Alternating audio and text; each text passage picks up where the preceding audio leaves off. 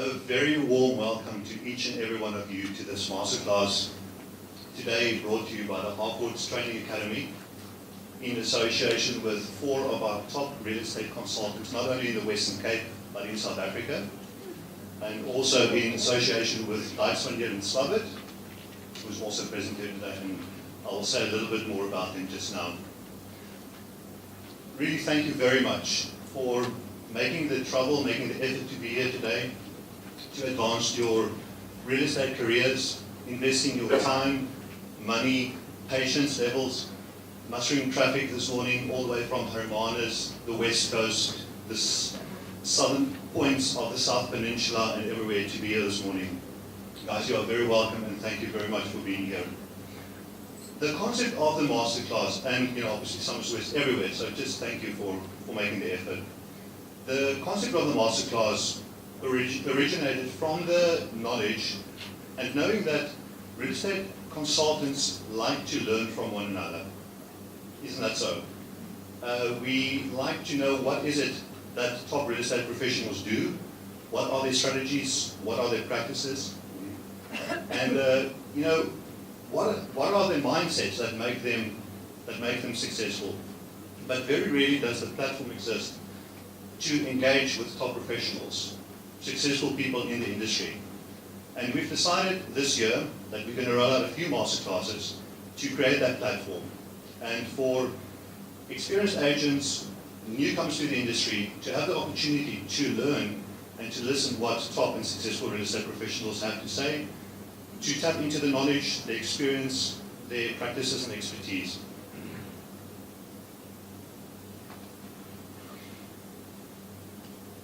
So today we are honored to be in the presence of 4 such agents, and we will introduce them as we go along. They are true sales experts and totally passionate and focused real estate professionals. And as I introduce them, I will be telling a little bit more about them. So on behalf of Harcourts South Africa and every person in this room, I sincerely thank you 4 guys, for your willingness to be here today and to share your experience and your knowledge. Thank you for your time. Thank you for the time that you've put in to prepare your presentations, through your busy schedules. We really, really appreciate your trouble. Then I would like to welcome Jan Meiberg, our General Manager, all the way from Durban, flew in last night. And apart from his hectic schedule, he's here today to be part of this masterclass. Most of you know Jan, and some of you haven't met him, but Jan is our General Manager, and he heads the Harcourts Training Academy. Personally, I have the highest regard for Jan, for his knowledge, his experience in the industry. I am extremely, extremely privileged and honored to be working with such a passionate and knowledgeable person. Great to have you with us, Jan. We often talk about the culture, the sharing culture in Harcourts, and one of the things that make us unique. And I believe with Jan's approach and his coaching approach, it really lays a very solid foundation for the sharing network, the sharing culture in our group. So a lot of credit goes to you, Jan, for creating these opportunities and for us all to learn from one another. So thank you. You are very welcome. Then I would like to welcome Isak Venter, Tanya Nolt, and Nikki from Dyksman. They've kindly offered to sponsor the coffees and the teas for us today, and they're going to be doing a lucky draw. Guys, thank you very much. We have a strong affiliation with Dyksman, and we hold your company in the highest regard. You do outstanding work, not only the conveyancing work that you do, but the training that you do in the industry and everything that you put back into agents, and that the effort that you put into the industry. As you know, Dyksman covers pretty much the whole of South Africa, I think, at this point, from Gauteng to KwaZulu-Natal, the Western Cape, throughout all the regions that we operate in our region. Either there's a Dyksman office or representation from Dyksman. So thank you, it's great to have you with us. And at this point, I would like to give Isak Venter, one of the conveyancing attorneys, an opportunity just to say a few words, and then I think him or the 3 of them will be doing the lucky draw. So over to you, Isak. Thank you, Kobus. Hello, Harcourts. It's nice being here this morning. Hello. Thank you so much for this opportunity. We always love working with Harcourts. I'm aware of your four core, your ethos, but there's another thing that we've come to realize in dealing with Harcourts, and that's your professionalism. You guys are really in another class altogether. I've got a long history with Harcourts, even longer than with Dykes van Heerden. You're part of the reason why I am at Dykes van Heerden, and it's really nice being with you this morning. I'm also looking forward to your conference coming up. I won't be too long this morning. I'll tell you a little bit more about Dykes van Heerden for those who don't know us, and a little more to those even who do know us. But before I do, just quickly a little bit about the state of conveyancing at this stage. The deeds office at this stage is very fast. We have transactions coming up in 7 and even 6 working days. So that's extremely fast, which is great. Sometimes it's also a bit problematic because the bond attorneys aren't always ready for registration. But yes, we are in a very fast cycle at this stage. We do anticipate that would drop to 10 working days within the next few weeks because of Easter coming up and all the public holidays. So when you do your contracts and you have to decide on that transfer date, just keep that in mind. More or less 10 working days for transfer after lodgement. All right, then a little bit more about Dykes van Heerden. There are a few things that we do differently than the rest out there. Service, of course, is standard. You can't survive in this market if you don't give great service. So we believe passionately in great service. But that does not differentiate us from the others in the market. What do we differently? First of all, we go out to your clients. We've got sworn commissioners of oath that drive out to your client to sign their documentation. We'll see your seller in Knysna and your purchaser in Langebaan. We'll drive out to them. They don't need to come to our offices. Secondly, we do reporting online, and it's not the same as you may get from other attorney firms. We've got the InTouch system, which really is different from what all the others use. You'll be up to date on everything that happens on your transaction. Not only you, also your buyer and your seller will receive up-to-date information as things happen. It's absolutely the best product out there in the market. It's called InTouch. Have any of you had any experience with InTouch? Nobody? There's one there. I'm sure a lot of you have. And I'm sure you'll agree that it's absolutely amazing. Then, lastly, what we believe in at Dykes van Heerden is training, and I'm sure Jan will agree that training is the cornerstone of success. So you've received this little handout. At the back, you'll see there's all our road shows that we call it. Please, there'll be one in your area. If you would like to attend, the contact details are there. Please let us know. We'd love to see you there. Then I would just quickly like to introduce two of our PROs that are here. Nikki Walker, who's responsible for False Bay and the southern suburbs. I'm sure you guys from up there are familiar with Nikki. Nikki, can you just wave quickly and say hi? And then I believe everybody in Harcourts know Tanya. Tanya is a regular at your conferences as well. She started off as a PRO. Currently, she's a candidate attorney with us. And most of you will know her. Then we've got 3 lucky draws quickly. And we're going to do it a bit differently. I'm going to ask a few questions. Firstly, our online reporting system.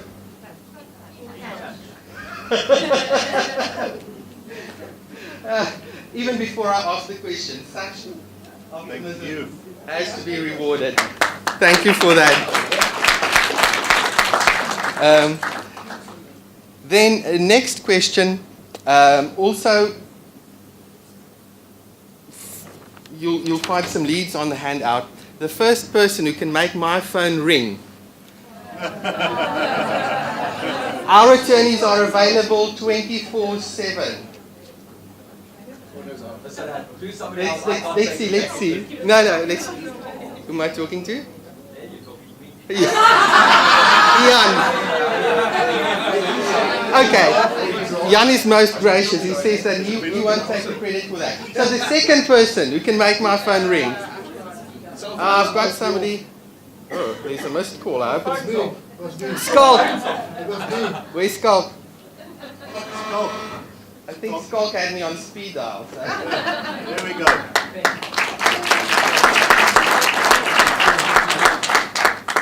Perfect. And for the last one, this is a bit more tricky. What is Dykes van Heerden's corporate colors? Who was that? Perfect. Thank you, everybody. That's it from us. Thank you for your support. We appreciate it. And remember, we are available 24/7. Save those numbers. Thanks a lot, Lisa. Great. And thanks again for your participation this morning.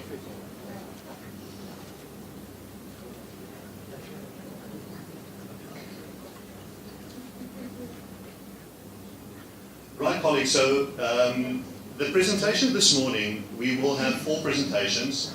And there will be 3 of the presentations will be question-based. So what will be happening is I will present a question to the consultant that will be speaking on a specific topic, and the consultant will answer a question, and we'll run through 5, 6, 7 questions on each presentation.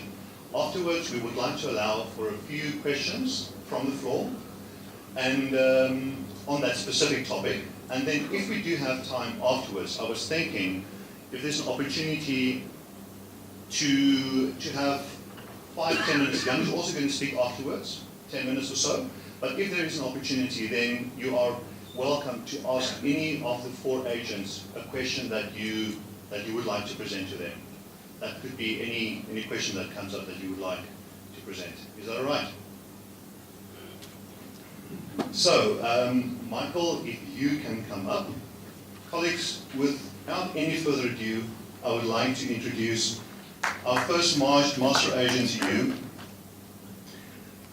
Very rarely do we have the opportunity and the privilege to learn from an agent of the caliber of this master agent.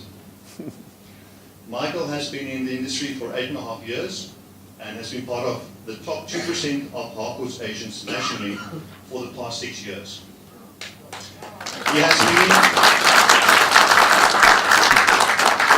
has been in the top 5 nationally twice, and in 2010-2011 he was nominated for Property Professional of the Year. Michael is a member of the most successful Harcourts Platinum team in Somerset West and boasts lifetime sales of 382 million rand.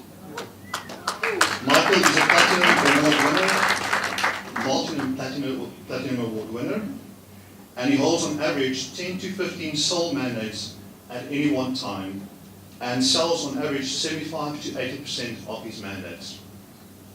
So it's a huge pleasure and honor to welcome Master Agent Michael Bashley. Thank you very much, Michael.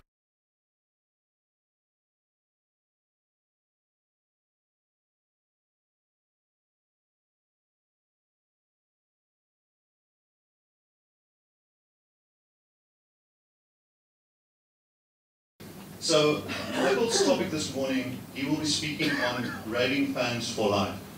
And your mic is on? Yes. Right. So. So the first question I would like to ask Michael is, how important do you view relationships with your clients, Michael? How important do you view relationships with your clients? Well, I know you said it, but I started in real estate about 8.5 years ago, and that's okay. Was I boring you already? Yeah. Do you pick him up on your audio? Sorry, Matt. That's okay. So yeah, I started in real estate about 8.5 years ago, and my goal was to be able to have a business where it was referral based. So I didn't have to necessarily go and look for the clientele all the time, but the referrals would come to me. That was what my goal was. And my previous job I'd been in as a sales manager for 7 years, but it was just a one-off sale. And I missed that repeat business that you could potentially get from clients. So I made it my goal to build relationships with clients that would last a lifetime, because I was in this for the long haul. So at whatever cost, it was my relationship with the clients that I wanted to be the most important thing. And that's what I set out as my goal. So it would be in building relationships with clients whereby hopefully they would need me eventually as much as I needed them, and we would be partners in our business. Right, right. So where does most of your business come from then? Well, it started off really for me where my business took off was when I went to a conference, which I think was in Botswana. And I was searching for ways to be able to make this business referral system really work. And we went to a conference, and one of the speakers there, he talked about a principle called the Pareto principle, which I'd never heard of before. And it was the principle whereby 80% of our business that we get comes from just 20% of our clients. And he then went on to say, on the reverse, 20% of our business only would come from the other 80% of the clientele that we have. So I thought about that and I thought, well, we're all so busy as agents, we've all got so much work to do. How am I going to find the time to be able to get these networks and all the rest of it? And I realized that the way of doing it was to be able to concentrate on those 20% of clients that would give me the majority of my business. And yeah, that's it. So that's something that I really went and had a look at. So then I thought, well, I've got to really try and put a plan together now so that I can target those 20% of clients that are going to give me the majority of my business. And that's what my master plan was. So then I thought to myself, well, who's in the 20% that's going to give me that majority of business? So I had to try and focus on where I was practically going to go to find those clients. Then I decided that once I determined that, I was going to set up a database on H1 where I could actually list those clients separate to my normal futures. So I'd set up a separate database and I would call them A-list clients, where at the click of a button I could go and find out where those clientele was and I could contact them.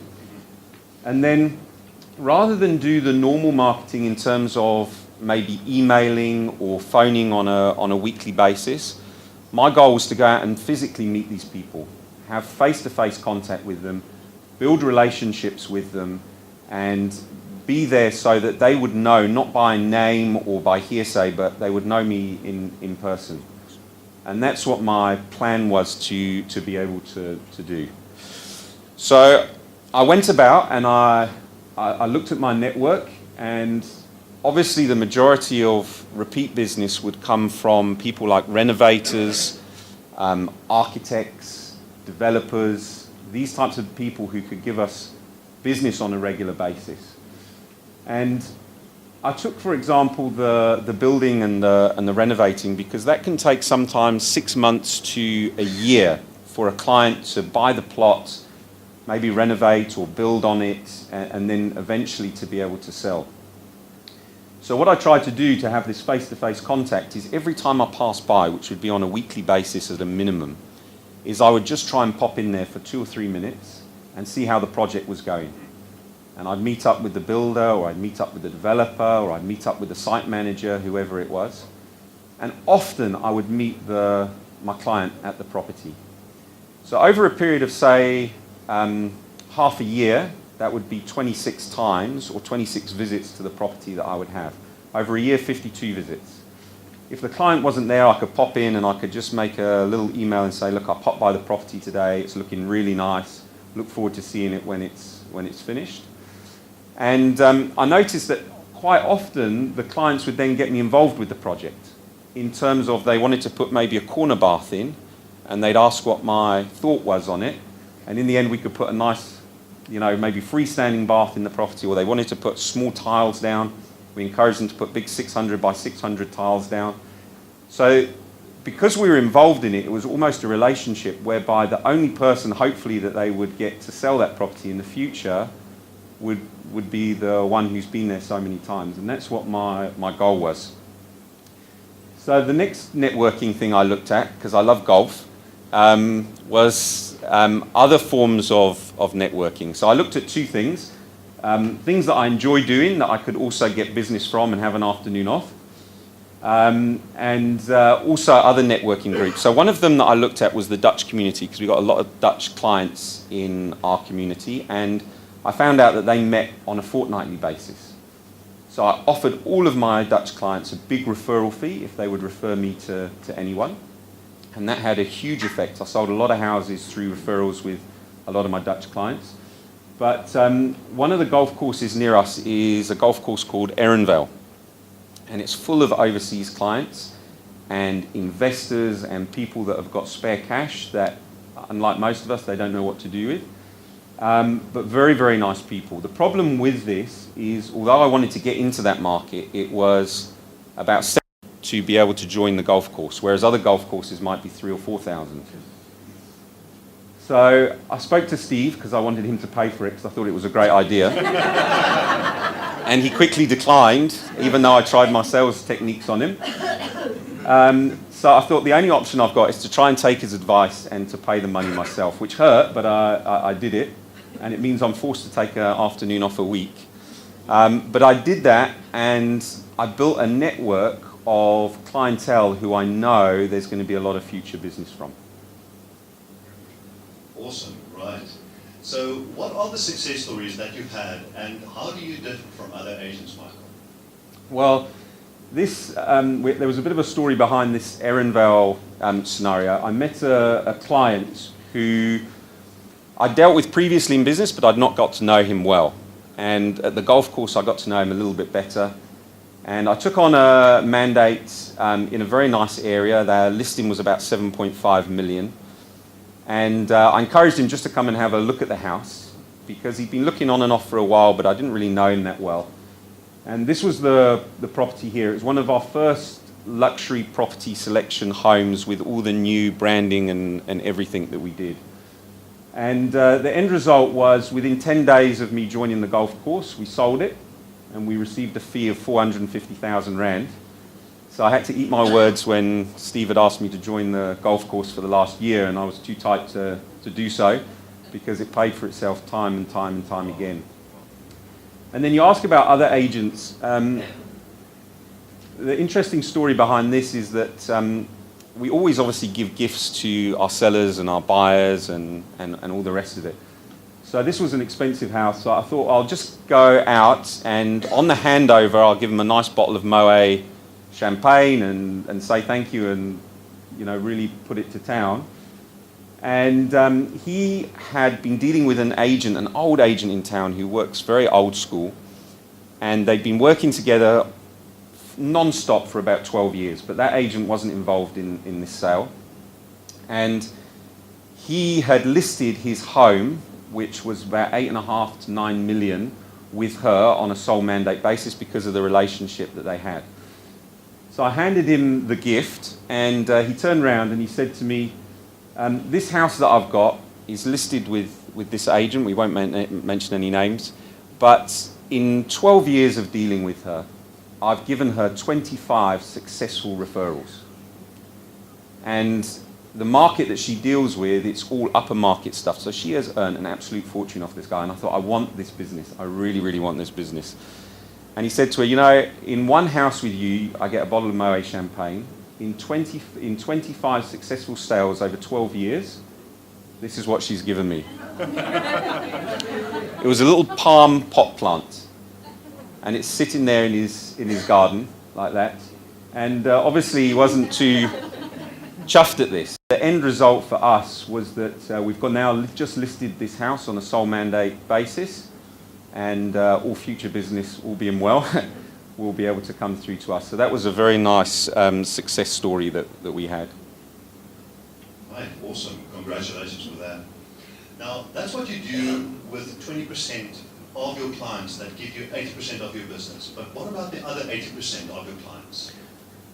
Well, I realized that I couldn't just drop, although 20% isn't as big a percentage as the 80%, and obviously we've got now 80% of clients that we still would love to do business with. I realized that I couldn't be unprofessional in dealing with the other 80% because that would obviously have a very negative impact on my business long term, and I'm in it for the long term. So I realized that I had to be consistent with my other clients as well. It was very, very important. And I needed to deliver the same level of service, but what I knew is I definitely needed help because it was impossible to give the level of service that clients deserve to all 100%. So this is where along came Bouncing Kelly. So Kelly is a fully qualified agent and very, very professional in the way that she works. And Kelly now works with me. We employ Kelly to be able to really try and look after the other 80% of clients in the same manner that they would deal as if they were dealing with myself. And that's what really turned the corner, was that investment in being able to look after all of the other clients. And it made me realize the importance of this. Obviously, with social media and all the rest of it that's out there, one bad comment can have such a negative effect. It really can. And quite often there's comments that are posted on our Somerset West page that thousands and thousands of people see. And this was one comment that was just on there yesterday, where somebody said, look, I'm just looking for an agent in the area. Does anybody know? And the second comment that came up was a very nice comment saying, well, we recommend Michael Pashley because of reliable and honest, absolutely no BS. I don't know what that stands for, but bad smells or something. And it says it delivers results, highly recommended. But what was interesting here is that this lady wasn't an A-list client. She wasn't a client that I go and meet on a regular basis, have face-to-face contact with. I've dealt with her before, but it's one of those that Kelly will go and look after on a regular basis, keep in contact with. And even though that's not in the A-list clients, that power of that testimonial for me was vital. Wow, no, that's impressive. Right, so we've been talking quite a bit about your sellers and how you work with your sellers, but what about your buyers? How do you work with them? Well, very similar in the sense that I use that Pareto principle for my buyers as well, because we all know that buyers aren't very loyal. And we can have very, very loyal sellers, but buyers, if they want something and we don't have it, and they'll go to the other agents. So I try to identify hot buyers that I know would work with me, that we're going to buy within a relatively short space of time. And really, it's as little as 3 to 5 that I can cope with at any one time and still get mandates and look after the sellers in a professional way. So I had to identify those hot buyers, put them in a group, very similar to my A-list clients, where I know that I've got to go and meet them, take them to properties myself on a regular basis, and give them incredible service like I do with my sellers. But I knew that their impact was critical on the sellers as well. So this is where, again, Kelly, you bounces a lot. She came in, and she deals with the other 80% of the buyers that are going to buy in a relatively short space of time. That's going to bring in that 20% of business. And there's a lot of time that goes into it, a lot of evenings as well, and a lot of weekends. And without that, it would be impossible to do. Oh. So I think Kelly should be up here, really. Michael, are there any rules that you stick to when dealing with your clients to make sure that you get referred? Yeah, I mean, sometimes people say, what amazing things can we do to try and stand out? And sometimes people just notice when we're different. It's not always, I found, something what is mind-blowing or anything. Often I found it's just the little things that make such a difference to a client. So I remember when I first arrived 8 years ago, we were building a house, and I was shocked at the level of service that we get. An electrician would phone and he'd say, I'll be there in 5 minutes. And it was literally 2 days later that they would arrive. And this would happen on such a regular basis that I thought maybe just to be successful, we'd just being on time. Something simple like being on time would make such a difference. So I made myself a promise that every client I would go and see to do a listing presentation, I would make sure I would be there 2 minutes early. That was my golden rule. And if for any reason I was going to be just 2 or 3 minutes late, then I would phone them. The other rule I made is that if I promised to phone a client back, even if I had no news for them, so it might be on an offer or a buyer's feedback, even if I had no news, I would phone them back at the time I said I was going to phone them back and say something like, I just want to let you know I've not forgotten about you. I haven't got any news yet, but I will phone you as soon as I do. Just little things to make such a difference. And the impact that had on my business, I noticed just doing things that aren't necessarily spectacular. And then the other thing for me I found, and I learned sometimes the hard way, is that consistency was the key.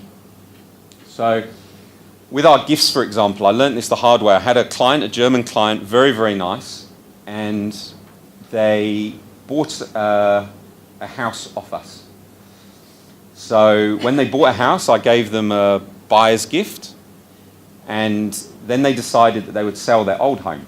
So I gave them a listing gift, and then we sold the home, so I then went and gave them a seller's gift afterwards. And then about a year later, she decided, no, we're going to move back to Germany now, and we're going to list our new home that we've purchased through you. So I thought to myself, well, this is it. I've got it in the bag. This is great. So we signed up the sole mandate. And, I mean, in a year, I'd given them like 3 or 4 gifts. So normally I would go straight away and I would give them the listing gift. I was always going to give them the listing gift. But after 2 days, I hadn't done it. So I get a phone call. And she says, Michael, she says, I'm just worried. She says, I don't have a gift. Where's my gift? And she was very polite about it. And she was very pleasant and she was joking. But it just made me realize if we're really good in a lot of things, but we just don't do it, we're average the next time. It's the average that they remember and not the great stuff maybe that we've done before. And that was a very, very valuable lesson to me. And then sometimes it can take a long time. Most good things take time to build. And often we so want the sale now that we'll leave people that are important because we want to make another sale very, very quickly. And sometimes I learned that leads can take years and years to materialize. And if clients think that we're interested in their money rather than in them, you know, or if we get a little bit upset when they say that they're going to sell and they get close to signing a mandate and then they don't, if we don't look at the bigger picture, we can often lose the future business. So that was a vital lesson that I learned. And then over time, through nerves and all the rest of it, I learned never ever to fear the difficult conversations. And sometimes we might make a mistake, or the market might change, and we've given somebody an idea on what market value is, and we can see that the property is struggling to sell. And those hard conversations where we've got to go and do the VPC meetings are ones that I used to hate at first. So I had to use the expertise of people in our office and Steve to be able to help and go and do those VPCs and learn how to do them properly and put them across in a way where the seller can see it in terms of the facts themselves. And I learned a lot in being able to have those hard conversations that although they're difficult and the seller might get upset, they actually respect us for being open and honest with them from the start. And then sometimes the other things that I've learned is that familiarity must never interfere with what we do. So sometimes we get to know a client really, really well, we build a really good relationship with them, and we just presume that the business is going to come to us because of that close relationship that we've got. So it might be that we don't do the listing presentation properly, or our master market analysis, our CMA, we don't do quite right because we know the property price that they want. And maybe we don't give the same professionalism because they're friends and we see them on a regular basis, and maybe we don't give the same service. And they notice. And when they notice, other agents notice, and other agents get in there. And that agent who lost all that future business from those 25 referrals that she had, I wouldn't want to be that agent by dropping the ball and not giving the same level of service. So those are some of the rules that I try and stick by as best I can. You know.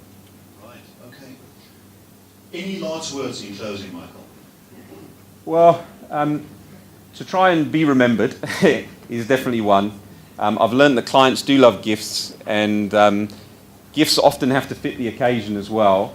And to do this at big impact times is very nice to be able to do. So one thing that we were taught our company is that when we give a gift, maybe give it at the beginning of the process. Because sometimes we might sell a house and we might end up with 50,000 or 100,000 or 200,000 rand in commission. And it's great to give them a gift then, but often they look at the price of the gift and maybe they compare it with the commission that we've got. And that doesn't have as big an impact as if we sign the mandate and then give them maybe even a 200 or 300 rand gift. They will remember that a lot more. So that was something that I've always tried to do.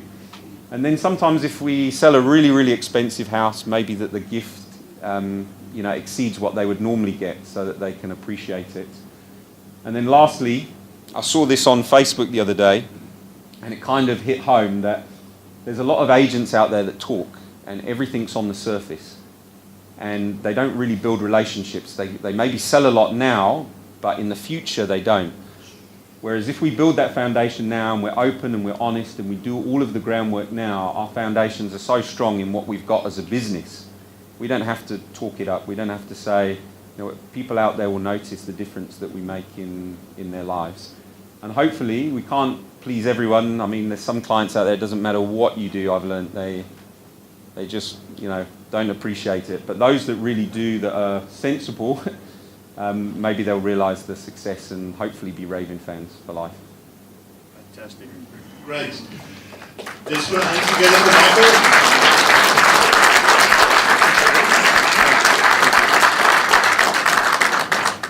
Fantastic. Wow.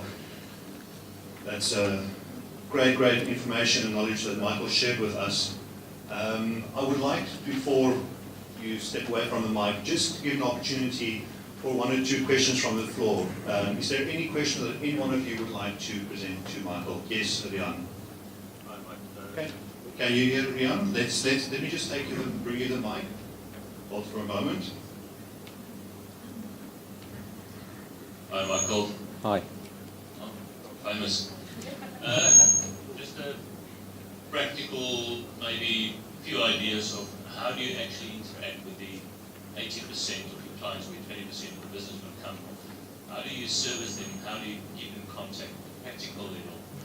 Maybe through hit reports and feedback and that sort of stuff. I think you've got bouncing Kelly there, but what does he actually do? Kelly does a lot, little things like setting up an anniversary list of when their house registered. And then every year, when that anniversary pops up, to be able to go there and give them a little card or a little gift on the anniversary of when the house is registered. And often they haven't remembered when the house is registered. They might remember when they've moved in, or they've got a rough idea, but they don't treat it as like an anniversary. So for us, it's almost more special than for them. And then when we arrive with maybe something like that, they realise that even though they're not thinking of buying or selling or anything of that nature, that we're in touch. So that's something that we've looked at doing, in depth over a long period of time, which is good. Our company also has Steve set up, little things like delivering a little smoke alarm to our clients, and then every year when it needs a service or a new battery, we pop in and give them, that was something that, an idea that came up, which we thought about. So things that they realise we're concerned with, or we're interested in them, rather than the money all the time. The money will come later. So Kelly worked very hard on the database of, we've got about 1,100 contacts on our database now of all different clients.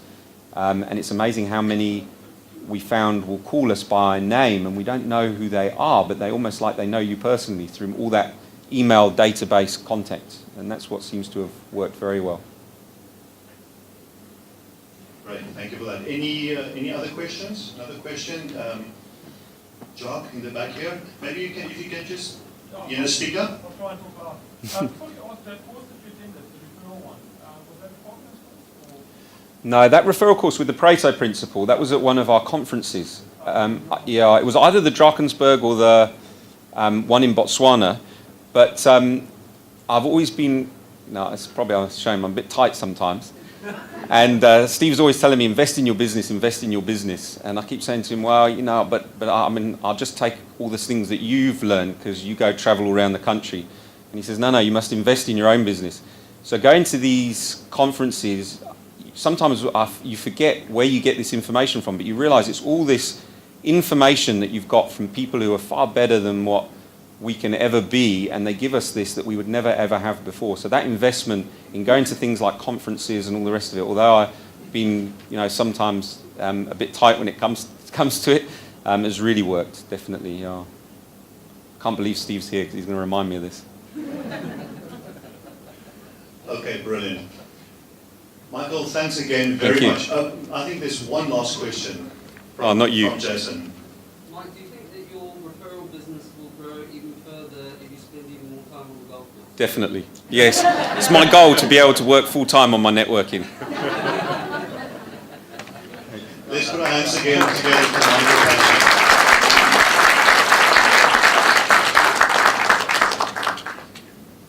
Mike, thanks a lot. That is absolutely fantastic, and I shouldn't say anything, but if you will allow me, and I'm sure you won't object if I say this, but Michael has made reference to Steve quite a number of times, and the value in working in a partnership with a business owner that is, passionate, that looks at the big picture, and that's really there for you as agent, that is invaluable. And Steve being a great leader in his business, I'm sure without the partnership between the two of you, he's also, guided you and also mentored you in a great way. So, Steve, also congratulations in that success. Thanks, Mike. Thanks a lot. Right, colleagues. Next up, I'm going to ask for Lindy Broom-Cook to come to the front, and we will be looking at deal closing, watertight deal closing. I think that that is where the rubber hits the road often, and where a lot of effort and time that we put into working with our sellers, working with our buyers, fall flat. Just had a chat with Freddie quickly up here, and he was mentioning to me that Freddie from Hermanus Sampai talking to me about deals this past week that just haven't materialized. So we would like to look at what is it that Lindy, as a real master negotiator and deal closer, does to secure her transactions. So if you'll just allow me, I just want to get her presentation up here. We'll just take us a few seconds while Lindy takes a breather. You mean while the sweat is going to start to show? Right, let's just see.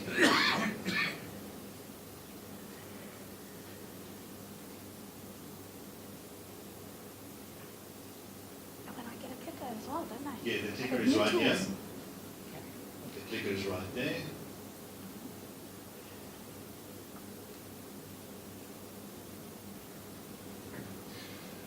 So, like I said, I would like to welcome a lady that is a key member of the most successful Harcourts backwave team in Noordhoek, and who is regularly in the top 10 offices in South Africa. Lindy's been in real estate for 10 years. She joined the industry in 2004. And at any given time, she holds an average of 10 sold and joint mandates. And she specializes in the development market in the Greater Noordhoek area and holds 95% market share in that new development market, and she dominates that market completely in Noordhoek. She sells 90% of her sold and joint mandates, and 80% of these sales take place within the first 30 days of those properties going to market. Her stats indicate that 70% of the buyers that she works with make offers on the properties she introduced to them. She's really, like I said, a master negotiator and deal maker, and it's a privilege for us to have her speak on deal closing. So, Lindy, welcome. Thank you very much. Let's just put our hands together for Lindy Brown-Cook.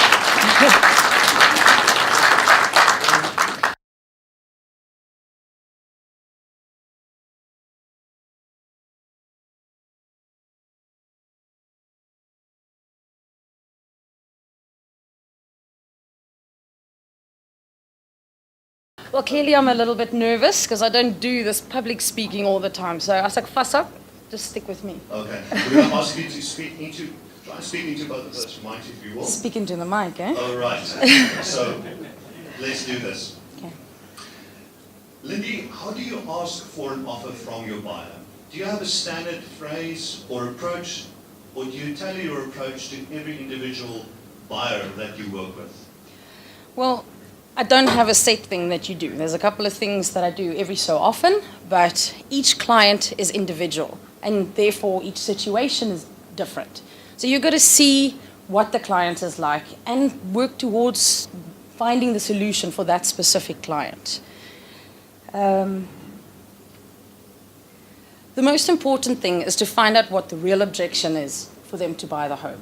So here you'll have different things that happen, but it's usually camouflaged by the buyer. So you've got to ask the questions over and over to get to the bottom as to why they don't want to buy the house. If the buyer doesn't object, you have either wasted your time, they're totally sold and you need to go do the paperwork, they're bored and disinterested because you haven't listened and you need to re-identify what they're looking for, or they actually are trying to avoid making the decision about money. And that's where red herrings comes into play. So people are saying that it's an objection, but it's actually not hidden. Things like that is, oh, we'll sleep on it, or I need to think about it, or if it's available, if it's meant to be, it'll be available next week. So these are objections, but they're not what you think. They are people that doesn't want to make the decision about money. So how do you get around that one? Well, you say to them, I understand that you need to think about it or sleep over it. What's your other objection to not buying the property today? Then the difficult part comes, because then you've got to keep quiet. So it might be the longest 3 minutes in your life, but they are frantically thinking and time is completely immaterial to them. So you have to keep quiet. If they ask you another question, then all that you have to do is just ask them the question again, what is your other objection, and keep quiet. Okay, so over the years, I've played with some ideas and tips and tricks that you can use. And you've got to practice these, they've got to become normal, and you've got to sound like it's not rehearsed. So things that I use is the assumptive close. So all that you'll say is, in whose name is the offer to purchase going to be? You grab your offer to purchase and you start filling in. It works sometimes. Then you get the objective close. So let's say the clients don't like the carpets. So then what you say to them is, if the carpets had been a different color, would you have bought it? If they say yes, now you've got something to negotiate. If they say no, then you haven't found the real objection as to why they don't want to buy the property. And you need to dig deeper and ask more questions. Fatal alternative close. Well, you only use this one if it's true. Don't do the BS like the comment was on Michael's page. Sometimes, and especially the market that we're in now, a property's been in the market for a very long time, no action. And then 2-3 buyers walk in and everybody's fighting about the house. You have to remain professional, even though you're put in a precarious situation, but remain professional and work for the seller. That's your job. So if the client likes the house, always tell them that there's another offer on the table, or if a client's come back 2 or 3 times, but never tell them what the other offer's value is. It's not the right thing to do. So what you can say to them is, I can see you really like this home. I have to tell you that there's another offer in on the property, and other buyers have come back twice. So if you really want this house, let's go do the paperwork before the seller makes a decision. Alternative close. This gives them the chance to make a positive choice. They don't really know that they're not getting a choice, but you give it. So you say, do you want occupation in January or February? Either way, you get the answer that you want, and the property is going to be sold. Remember or reminder close. So when you're walking through the property and you're showing off the 3 bedrooms, 2 bathrooms, whatever, and you see that the buying signals are coming through, guide them and tell them, feel that, or smell the jasmine bush in the garden, or stand on the deck and actually just stand still for 2 minutes and look at the view. So later when you're back in the office or they're comparing different properties, you can say, remember sitting on the patio? You could sit there, watch the sunset, and know a quiet, peaceful lifestyle is what you want. And then you can come back to that. The direct close, that's usually a rhetorical question, and that doesn't need an answer. So all that you'll say is, I can see you really like the property. And there's no answer because they'll just say, let's go do the paperwork. Then we work on the question close. You open yourself up to get a negative answer, but you can work with something that you get. So, would you like to make an offer? Is a question you are allowed to ask. And if it's negative, it gives you the opportunity to find out why they really don't want to buy the house. So it might not have a garage, and that's really the biggest objection, but they don't want to tell you that they don't want to leave the car outside. Now, you can work with any one of them, some of them together. Let's go back to the carpets. And we say to them, if I can get the seller to change the carpets, what color would you like, white or cream? So if you get an answer, then you can at least put it in writing. And then you can just go, once they've answered you and say, do you want to do the paperwork here in the office? And just go ahead and do it. Either way, we have the Estate Agency Affairs Board that governs us, and it's our job to make sure that's put in writing, never mind the Harcourts promise, where we promise it to our sellers that we're not going to waste their time with people that don't want to put pen to paper. Obviously, it's not where you start, but it's where you finish, so you get the buyer to put the offer in writing, and then you can at least work with something. When I sit down with a buyer, I also show them what the market is doing, because buyers are informed people. They look on the internet, they see properties that sold. So you talk them through, and even if you have to do another drive-by in the area, that house sold for that house sold for that, at least they know that they're in confident hands. And as we all know, agents monopolize talking, so we've got 2 ears, 1 mouth, so we must sometimes just shut up and let the buyer do the talking. Great. Okay. Great insights on asking for the offer, because I think that often that is where, especially newcomers to the industry, they just don't know how to ask for the offer, or to read the right signals, etc., what the right approach should be. Lindy, I'm curious to hear your insights on self-confidence. How important do you believe is self-confidence, and how does an agent develop self-confidence to successfully sit with a seller and a buyer and negotiate a transaction? Talk to us about self-confidence. Well, as I said, the good news is that self-confidence is available to every person in this room. There's no secret to it. How do we do this?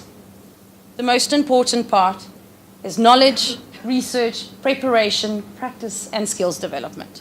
So the more you know about your area, the more you know about that house that sold on the corner. Why did that one sold for $1 million less than that one?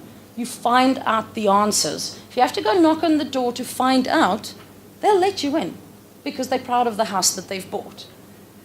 Go research. We've got Lightstone, we've got CMA, we've got so much information on the internet. So get to know your area extremely well. Prepare for it. There's nothing stopping you from being the expert in your area. And being an expert gives you the self-confidence that goes with it. And you just got to practice and practice and practice. Like Gary Player said, the more you practice, the luckier you'll get. Okay, I think you have a second slide on self-confidence. Yes, I do. Yeah. Obviously, the other one is how we dress. We as Harcourts, we've got corporate wear, and it sets us apart from the other agents. And when you look at the room today, it's very nice to see everybody in the Harcourts kit. So Julie Garland once said, always be a first-rate version of yourself rather than a second-rate version of somebody else. Looking good for your client is a sign of good manners and respect. If you can't expect your client to trust you when they are doing the biggest investment and money decision in their life, when you rock up with not professional clothes or dress or whatever it is that you want. How we arrive, that's how people remember us. Take control. Nothing's stopping you from being in control of the situation. You can smile. Everybody can do that. You can make and maintain eye contact. And shaking hands is also a sign of self-confidence.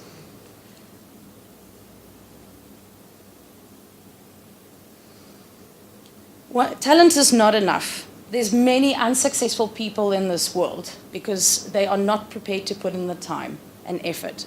So your determination to be what you want to be is going to set you apart from the others and give you that confidence that you need if you are lacking it. Best thing of all, determination is free. Brilliant. Absolutely.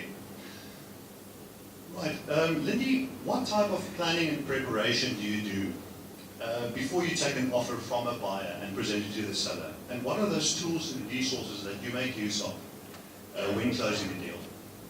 Talk to us about tools, resources, and planning and preparation.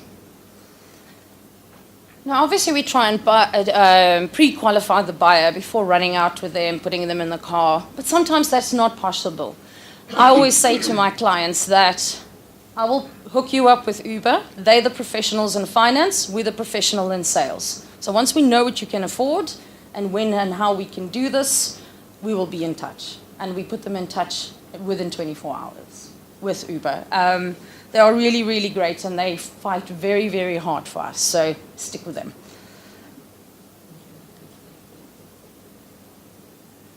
When you are running with your buyer and you are not taking the offer, find out as much about them. So there's terms and conditions in every contract. It's not just the price that gets negotiated. So you need to find out, are they renting? Have they got a lease? Is there a certain time that they need to be in the house? Ask all the questions so that when it comes to putting it in writing, you know exactly what to do, and the offer doesn't take 3 hours, it takes 2 hours. CMA and Lightstone, of course, is our best buddies. My husband's a builder, and they've got hammers and nails. I've got CMA and Lightstone. So they always go with me for the buyers and for the sellers. Sometimes a house, when it stays in the market for 30 days, on our side, I don't know who else does it, we open the house up to bring other agents in. So they come through the house and they leave us their notes of what they think about the house, what the price, about the condition of the property, anything like that. This I take with, because then it's not just my opinion that stands out. You know, there's that person said that. So one, it backs up what I've said in the past, and two, it's not just me, the bad wolf, at any given time. Harcourts promise, that's a very, very good tool. We promise that we're going to give good service. And by taking this with us, when we finally present to the seller, they can see it and they can be reminded, because once a week they'll get the email or, you know, they'll get the feedback from us. But when you see it all on one page, and as you go through the listing, it becomes 3 pages, 4 pages, 5 pages, they will see that we actually deserve our fee. Because that's what it always comes down to. Do I deserve, and was I good enough? This proves it. Net asset sheet. So I've prepared a little Excel spreadsheet that I made look good with Harcourts branding on it, where you put all those details in, and sometimes I'll say this is the current offer, that's a lower offer within 5 or 10 or 20 grand. In the case of the higher end properties, you'll be working in 50s or 100,000 rands. So it shows them what are they taking home. A very good website, I think I got that from Jan at one of the training sessions, is Avid Firefly. All of the documents and calculators that you need is on there. So you can sit in front of the client and work out what his net is going to be at any time. And also for the buyer, sit in front of them, what's my bond cost, what is my transfer cost, and you have everything with you all the time. Goes without saying that you're going to need something to write with. Make sure it's black. And we all make mistakes, so take 2 or 3 offers with you at any given time. Right, great. We've come to the next slide, and we would like to know what are those crucial factors and conditions you believe to be considered and implemented for a deal to be watertight. Well, you need to have a willing and able buyer, and a willing and able seller at any given time. You know, those buyers that say, oh, I'll think about it, and the sellers that say, oh, I'll wait for my price. Everybody's got to be willing and able to be committing to the deal.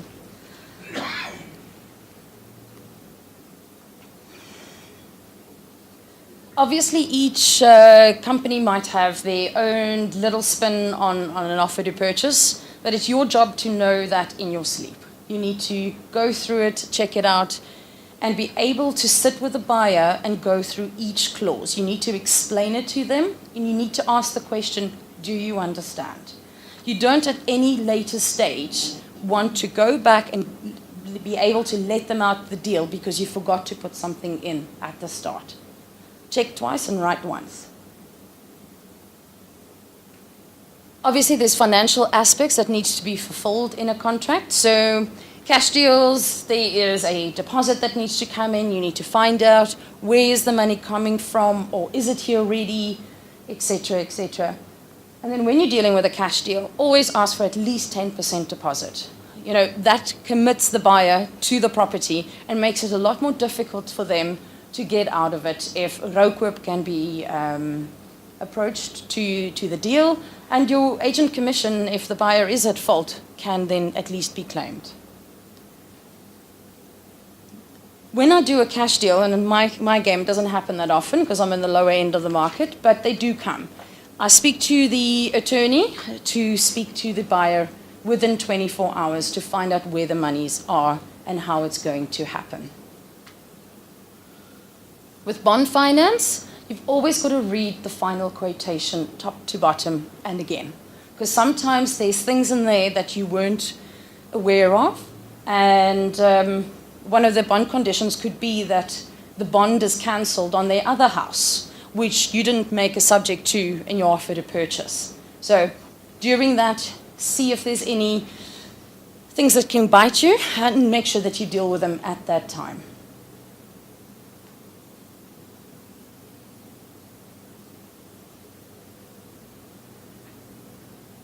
Do not let the buyer move in before the guarantees are in place. Having to evict an unwanted tenant. If the money's in place, your deal is tight, and in order for people to pull out at that time is very, very difficult. Make sure all the suspensive conditions are put in the offer to purchase, and you've got how it's going to happen and when it is going to happen. And you make notes about all those different dates and follow it up. Help the seller with the certificates, because we do this every day. They do this every so often. So you've got preferential people that you support, and make sure they give your client the best service. Keep in touch with the buyer and seller all along the way. If you deal with Dykes van Heerden, then yes, they will send through all the updates, but it's your job to do that as well. At all times, remain professional, offer good service, find out where you can help them. You might just be able to give them a contact of a moving company or things. Make it easy for them because it is a stressful time. Great. Now, as we know, few transactions are cash deals and are just plain sailing. So there are challenges that come in play when we are in the process of putting a deal together. Would you just share some thoughts on the major challenges that you have encountered and that you've encountered maybe other agents also deal with? Those could possibly be financing, price, personality types, bad timing, etc. Share with us your thoughts on the major challenges in closing deals. As I said before, finding the real objection sometimes is the hardest part, especially if it's the price. But we all know it's always the price, isn't it? The seller always wants more, the buyer always wants to pay less. And guess what? They all come after us for our commission. So we've got to make sure that we have all the tools and the details that we need at any given time to make sure that they don't ask us for a reduction in our commission. Obviously, how important is it to sell for the seller? If he is going to sit around and wait for his price, he might not be a motivated seller, and therefore closing the deal and keeping it watertight might not be as easy as that seller who's just been transferred to Joburg and needs to be out of his house in 2 weeks. Financing was a problem 2 years ago. I have found that my stats have gone up with Uber. It's not so much a problem anymore. I get a lot of 100% bonds, often. So I don't know if anybody else is having problems with finance, but I find that it's improved a lot. What I do, Uber has got a certification. So it's, they go through the process and they do a credit check, because people don't always know what's on there. So go that extra mile. It takes 2 or 3 days, but it's worth it in the end.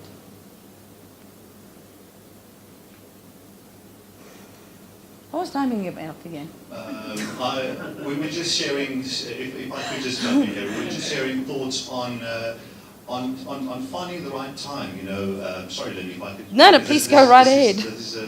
I actually put this in afterwards, so she doesn't know I'm about like, this. that wasn't there at 11 last night. But timing is sometimes a problem. You battle to find the time of transfer, you know, because sometimes your buyer is selling a property, so simultaneous transfer has to take place, or the two parties just can't come together around the timing of the transfer. So that is just another thing that's sometimes a challenge that we have to deal with. That's all we wanted to say about timing. Well, myself and Jenny is actually busy with one right now on timing. Because of delays on the building project, Jenny's already sold their home. The new buyer wants to move in 1 July, and their house is only going to be ready 1 September. So timing is very important. Right. But we'll fix that. Okay, cool. Okay, over to you. Thank you. If you're not part of the solution, you're part of the problem. It's our job to find out what those problems are and fix them. We are fixers of the industry. How can we do that? Split the difference. Meet in the middle. So everybody gives, turn it into a win-win-win situation, because the buyer, the seller, and the agent must win. Make a trade-off. So get the buyer to up the offer, but ask for the appliances to be included, for instance. And add an enhancement. So keep the price, but the seller has to repaint the main bedroom that's pink and the buyer doesn't like, for instance. If you're not achieving your objective in closing the sale, change your strategy, not your objective. One of the biggest lessons I learned in this industry was never to judge your client by how they appear. My first farm sale in Bonnievale, the farmer arrived in half an hour late, had his PT shorts on with a dirty white shirt.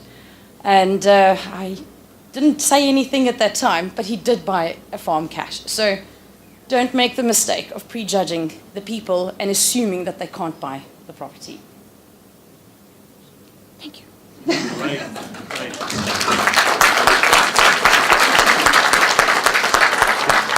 Before you step away. Oh, yeah. Questions?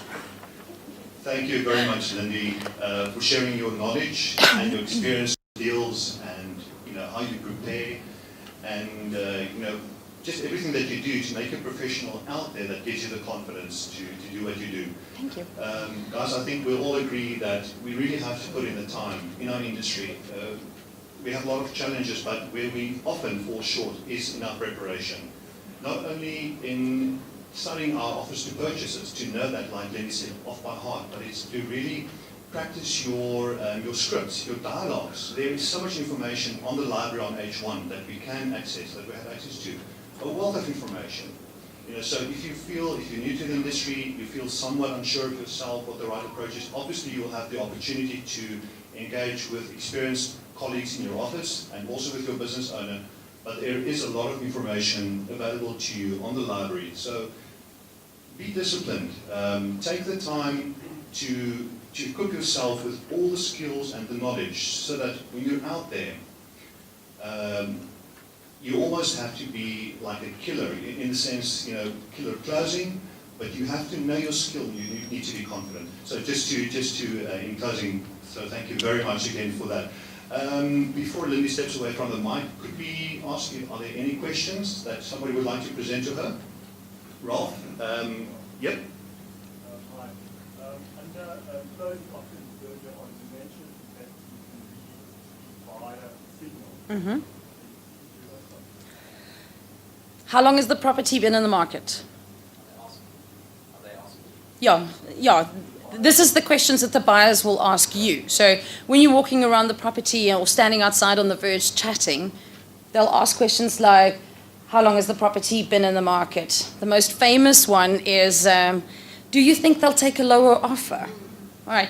In that situation, what you do is you've got to immediately ask them a question and say, what were you thinking of offering? And then keep quiet. Because as soon as they answer you, they are going to commit to the sale. They've made the figure, they've made the decision to buy. Other things was they'll linger around something that they really like, whether it be the veranda that's got the view, etc., etc. Great. Okay. Francois, question? Sometimes there's a problem when you're taking people out. Sorry, just hold. Can you all hear Francois' question? Can I hand you the microphone? Just hold for a sec. Your turn to speak into the mic. Right. Sometimes you've got a problem. You're taking a client out to a property for 1 million. And then you love the place, you want to put an offer in, and then at the end of the day, and you're asking a lot of questions before you take him out, and then he said, oh, I can only afford 850. So that happened a lot, and at that time they're wasting your time and your energy and everything, So, and you know for a fact that guy won't accept 850. What will you do in a situation like that? There's two different things that I'll do. Dealing with the buyer, no, we won't do that. Dealing with the buyer, like I said, go to Uber before it gets to that stage. It isn't always possible, okay? But you don't stop the buyer from putting in an offer to purchase, because where you start and where you end up doesn't matter. It's where you go to. Sometimes the sellers will tell you, I won't take in a lower offer. But that 850 might be a cash deal, and the seller's circumstances have changed, and he will take it. Because that sometimes does happen. I had that with a guy whose house was in the market over December, and they found another property in Noordhoek. They categorically told me, I'm not going under 1250. Don't bring me an offer lower than that. And they got put to terms on their property in Noordhoek. So there was another buyer on the house that they want. I didn't get the bond for the person at I think it was 1260. I had another buyer in the wings. He had an FMB pre-qualified client, so he had the certificate at that time. I don't think they do that anymore. In any case, he put in an offer at 1175, and the owner took that offer because he wanted his house. So it depends on each situation, but don't stop the buyer from putting in the offer. Also, that 850 offer might just be the key to you getting the offer at the second or the third buyer at 900, because now it's better than the first one. Cool. One last question before we break for a coffee. Any questions? Oh, Jason, sorry, I couldn't see your hand there. You spoke about the different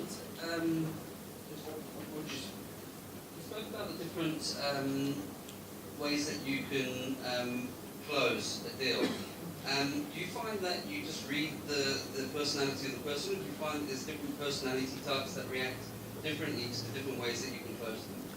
It goes both ways. You have to identify with your client. You are not going to tell the guy who rocks up in his business suit, drives the Audi A5, I'll feel the flowers, You're going to say to him, I can see you like it, do you want to go do the offer? And it doesn't necessarily mean you use one. You can use 3 of them together or 4. It really doesn't matter how you do it. The important part is you have to make them your own. They've got to sound normal. They mustn't sound rehearsed. So when you talk to the client and you can see that they like it, if they are an artsy-fartsy person, you're going to point out the view and smell the jasmine, for instance, and go with the personality type. Because also the husband and wife might be different. So you might be talking to the wife and handle it that way, and the husband, you handle it a different way. Cool. Great. I'm sure we've... One more. Finally, just one quick question and we'll go for coffee. Last question. Just speak up as loud as you can. Who would you focus on in that last scenario that you just mentioned? The husband pays for it, the wife makes the decision on the home. Easy as that. Lydia, thank you very much. She'll convince him for you. Great. We thank you so much again for your time. Let's give Lydia another round of applause. I'm sure that you would have taken a few really valuable pointers from both of these presentations that you can implement in your businesses, whether you are experienced or new to the industry. For our colleagues, I hope that you're all feeling somewhat refreshed after the coffee and tea break and the smoke.